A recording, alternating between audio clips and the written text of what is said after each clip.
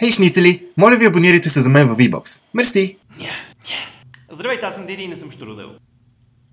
А това е Хикенщикен. Днес реших да отдам времето си на това да направя видео за ограничените хора, злобните хора, негативните коментари и така нататък. Индивидите, които са твърдо решени да смачкат хората около тях, за да могат да изпъкват. Вдъхнових се за видеото от един коментар, който получих съвсем наскоро. И да, вдъхновявам се от негативни коментари, за да направя нещо положително. За разлика от неговия автор, който намира нещо положително, за да направи нещо негативно. Та, въпросният човек казва: изхвърли тъпата си превъзбуденост в коша. О, добре. И натрапчивата ти усмивка я изтри от лицето си. О, разбирам, усмивките наистина са забранени, съжалявам. Влог ли е? Блог ли е? О, влог е, защото е видеоблог съкратено. Супер тъпо, като започнем от името. Аз си харесвам Хикенщикен. До изключително тъпите въпроси, които си подбрал. Хей, това вече е обидно. Въпросите са на моите шницели, а никой не се закача с тях. Спри да спамиш нета с твоите помии. Мерси.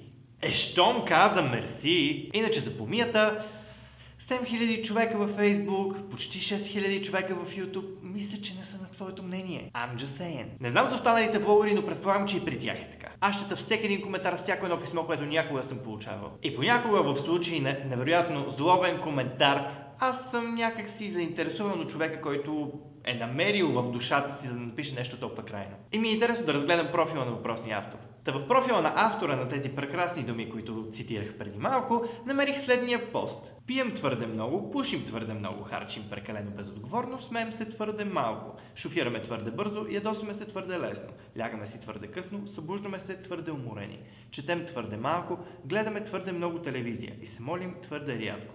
Увеличихме притежанията си, но намалихме ценностите си.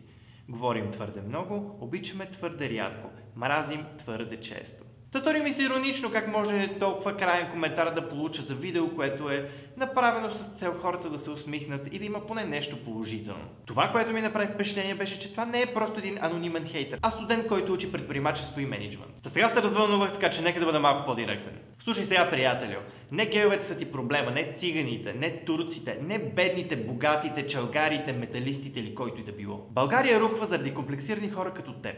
Защото аз мога да правя весели и глупави клипчета, колкото си поискам, но в личното си време аз се старая да бъда възможно най-добрият човек, който мога да бъда някога. Добър човек, който се опитва да помогне на ближния си и да бъде в общество, което някакси е малко положително и добре настроено към останалите. Нали се сещаш като европейски гражданин? Докато ти си мислиш, че си на върха на сладоледа и ще ръстиш злоба, ще ти кажа нещо, животът ти няма да е светъл. Защото колкото и пари да изкарваш, където и да живееш, ти все ще си останеш същото комплексирано и злобно същество, каквото си в момента. Виждал съм хора, които променят мнението си за нещо, което не разбират. Аз имам смелостта да се изправя пред камерата и да забавлявам няколко хиляди човека всяка седмица. И не говоря в момента само за един човек. Говоря за много хора, които отказват да приемат, че има другата страна на монетата. Защото според мен е жалко човек да отдава живота си на злоба и омраза. Сега тук не става дума за циганите, за гей права, за турци или за кой какво е сделал и кой какво е откраднал. Защото не съм достатъчно умен, за да мога да говоря за тези неща. Но аз вярвам, че трябва да сме някакво обединено общество, което може да се подкрепя. Това ще стане, ако само най-просто положим някакво усилие. Ако положим една точка в това да намерим нещо положително, мисля, че страната ни може да бъде много повече от това, което е в момента. В миналия влог говорих съвсем конкретно за това как да бъдем по-положителни. Във всеки един останал влог също се опитвам да има такава атмосфера на положителна енергия. Мисля, че сме се нагледали на негативизъм и злоба. Място за такива повече няма. Това е последната доза злоба, която бих толерирал.